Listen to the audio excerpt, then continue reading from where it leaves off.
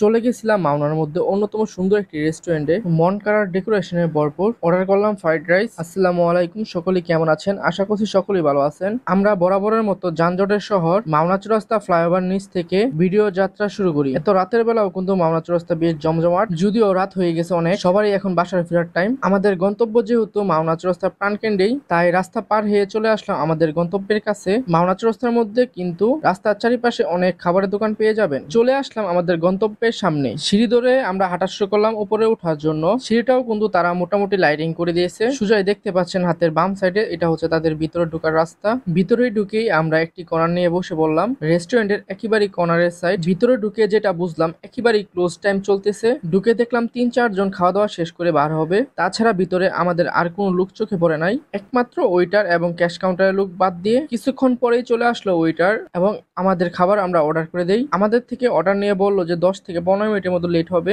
তার মধ্যে আপনারা খাবার পেয়ে যাবেন। আমাদের জন্য ভালো হয়েছে। আমরা এই ফাঁকে কিছু ছবি তুলে নেব। তাদেরকে ছবি দিয়ে আমি এই মেমোটা নিয়ে মাঝখানে বসলাম যে একটু গাড়াগাড়ি করে দেখি কি কি পাওয়া যায়। তাদের খাবারের আইটেমের শেষ ছিল না। আমি মেমোর একের পর এক পৃষ্ঠা উল্টাতেই লাগলাম। মেমো দেখে আমাদের মাথায় ঘুরে যাচ্ছে। আমরা মেমো ভালো করে না দেখি আমরা আজ এই খাবারটা খাওয়ার জন্য আসলাম। ওইটা বেশি দেরি না করে সরাসরি অর্ডার মারিয়ে দিয়েছিলাম। পরে বাকি আইটেম গুলো দেখে আমরা খুবই আফসোস করতেছিলাম। মেমো কার্ডের মধ্যে অন্যান্য রেস্টুরেন্টের থেকে এই রেস্টুরেন্টের খাবারের মূল্যটা একটু কমই পাচ্ছিলাম। রেস্টুরেন্টের চারিপাশে দেওয়ালে রং দিয়ে ডিজাইন না করে তারা সরাসরি দেওয়ালে 3D প্রিন্ট স্টিকার লাগিয়ে দেয়। প্রতিটা দেওয়ালের মধ্যে কিন্তু তাদের নতুন নতুন 3D দেওয়ালে স্টিকার লাগানো ছিল। প্রতিটা দেওয়ালে কিন্তু আপনারা ভিন্ন ভিন্ন ধাপের সোয়া পাবেন। আর এইদিকে সুদা যেটা দেখতেছেন এটা হচ্ছে বাইরের গেট এবং ভিতরে ঢোকার গেট, এবং সামনেই হচ্ছে ক্যাশ কাউন্টার। বেশি ক্ষুধা লাগার কারণে আমাদের মাথা মুথা পুরো হ্যাং হয়ে গেছে। খাবার ছাড়া এখন চোখে কিছুই দেখতেছি না। অনেকক্ষণ অপেক্ষা করার পরে আমাদের কাঙ্ক্ষিত খাবারটা আমাদের সামনে আসলো। আমরা সবার জন্য 3টা ফ্রাইড রাইস অর্ডার করে দিলাম। রেস্টুরেন্টের সাথে আমরা খাবারটা খেয়ে তারপর খাবারের যে রিভিউটা ওইটাও আমরা দেবো।